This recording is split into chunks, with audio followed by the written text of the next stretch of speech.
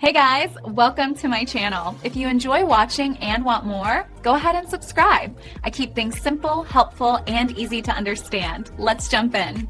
Fast forwarding on an Apple TV remote is easy once you know the tricks. There are several ways to skip ahead in your favorite movies or shows. The most common method uses the click pad at the top of the Siri Remote. To skip forward 10 seconds, simply press the right side of the click pad ring. You will see a small icon on the screen confirming the skip. If you want to move faster, pause the video first. Once paused, swipe your thumb across the click pad in a circular motion or from left to right. This allows you to scrub through the timeline quickly. You can see the preview frames to find your spot. Another great way is using Siri. Press and hold the microphone button on the side of the remote. Say fast forward 2 minutes or skip ahead 30 seconds. Siri will handle the work for you instantly.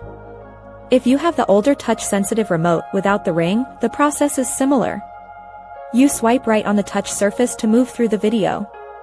You can also use your iPhone or iPad as a remote. Open the control center and tap the remote icon.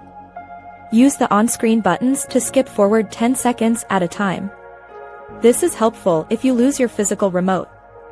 Remember that some apps may have different controls, but these steps work for most streaming services. Now you can easily navigate through any video on your Apple TV without any frustration or confusion. Mastering these simple gestures will make your viewing experience much smoother and more enjoyable every single day. Thanks for watching. Please like and subscribe.